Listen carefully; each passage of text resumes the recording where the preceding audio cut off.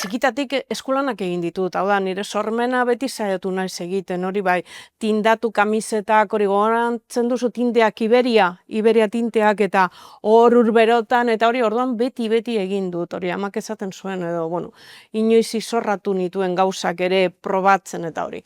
Orduan, Alabazan ja, ez dakit, bidean edo hasi nintzen, ja, izan nuen olako Marisorgin marka, ez dakiz zer, inguma eskulanak, euskaltegi edo euskara eskolak ematera ez nintzela bueltatuko ja. Eta Ardi zeneukan ja? Argi nuen, baina agian urte hori izan zen apur bat, hori ideia buruan izateko, beldurra jakina. Guk hau zerotik sortzen dugu. Oihalak erosten ditugu edo inprimatzen ditugu, batzuk, hori estampatu batzuk edo, eta gero guk geuk inprimatu, josi eta sortu, ezta? Honena, jendea, bezeroak. Bai. Azkenean, bezeroi deitzea, izena aipatzea eta Ezagutzea, hurbiltasuna. Gauza batzuk ematen dizkizu beste toki batean edo beste leku batean hori lan egiteak ematen ez dizuna. Ez? Eta azkenean hilabetea bukatzean egun batzuk txarrak jakina leku guztietan bezala, ezta? Bai. Baina beste egun batzuk eta zuk hori egiten duzunean balantzea diozu. Bale, venga, baina, ostras, aurrera egiten dut eta venga. Ez dago besterik gainera, ez dago besterik. Ez, hori da, azkenean, eutzi behar diozu.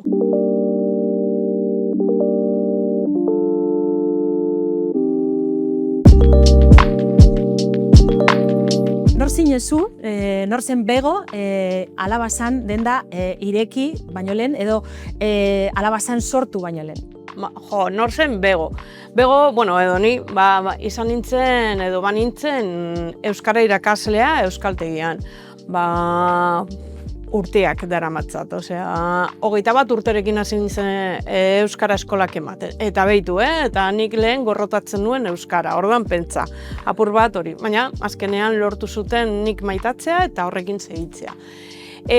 Gainera, hori, txikitatik eskolanak egin ditut, hau da, nire sormena beti saiatu naiz egiten, hori bai, tindatu kamisetak, hori gogoratzen duzu tinteak Iberia tinteak eta hor urberotan, eta hori orduan beti egin dut, hori amak esaten zuen edo, bueno, inoiz izorratu nituen gauzak ere probatzen eta hori.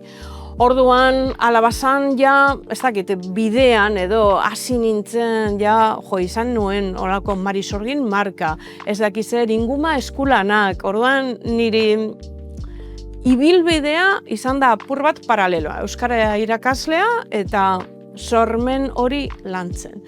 Eta ja 2016an erabaki genuen, bueno, Alabazan sortzea, ezta?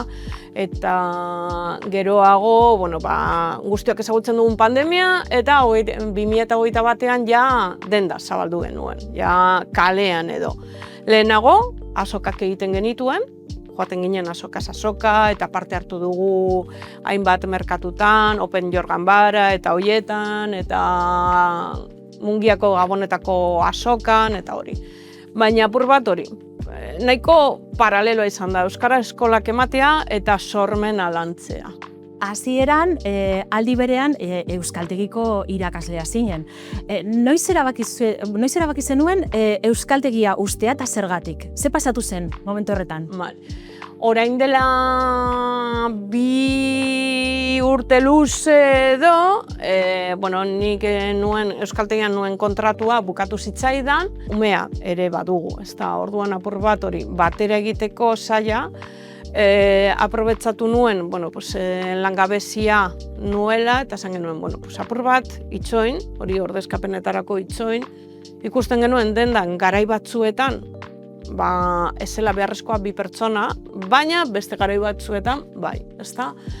Eta ja, iaz, erabaki nuen, ja, euskaltegi edo euskara eskolak ematera ez nintzela bueltatuko, ja? Beldurra jakina, beldurra azkenean diozu, bale, venga, azkenean etxe berekoak gara, bikotekideak gara, orduan diru sarrera beratik edo berdinetik hori ateratzea. Beldurra, bai, bai, baina esaten genuen, baina bagarraka pasak. Guk hau zerotik sortzen dugu, oialak erosten ditugu edo inprimatzen ditugu, batzuk, hori estampatu batzuk edo, eta gero guk geuk inprimatu, josi eta sortu, ezta? Orduan apur bat egin nahi genuen, eta hau sortu zen hori adibidez ale bakarra sortzearena, behin guztiok ezagutzen dugun kirol enpresa bat, hori Barakaldon dagoen bat, eta egon ginen Halloween jaia ospatzen, eta batek hor hartu zuen motxila, ai ba, lapurtu didate telefono ez dakiz zer, eta zer gertatzen?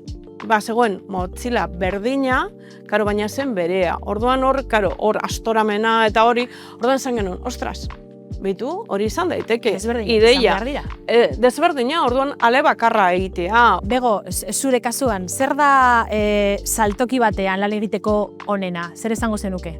Onena, jendea, bezeroak. Bai. Azkenean, bezeroei deitzea, izena aipatzea eta Ezagutzea, hurbiltasuna eta batzuetan etortzen direnean gauza berezitxoak nahi dutela edo adibidez, ez dakit, kikara baina da sorpresa emateko edo ama eta aite izango direla eta orduan aitonamonei esateko aitonamonak izango direla eta horrelako. Zure kasuan, azkenean parte hartzen duzu horretan. Hain personalizatua denez, hori da, parte hartzen duzu horretan. Gomendatuko zenuke tokiko merkataritzan ekitea, batez ere beste emakumei?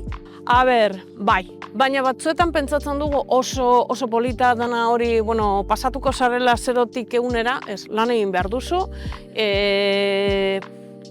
ordu asko sartu behar dituzu, azkenean batzuetan ere bada, ez dakit non egiten dut lan eta nire ordutegia daukat, hemen batzuetan zuk daramatzazu gauzak etxera edo bidean, eta hau egitea formakuntza ere importantea da egunean egotea gauzekin, baina bai. Gauza batzuk ematen dizkizu beste toki batean edo beste leku batean hori lan egiteak ematen ez dizuna. Eta azkenean hilabetea bukatzea egun batzuk txarrak, jakina leku guztietan bezala, ezta? Baina beste egun batzuk eta zuk hori egiten duzunean balantzea diozu. Bale, venga, baina, ostras, aurrera egiten dut eta, venga. Ez dago besterik gainera, ez dago besterik. Ez, hori da, azkenean, eutzi behar diozu, Baina merezi du, ezta? Bai, beti. Bai, zalantzarik ez.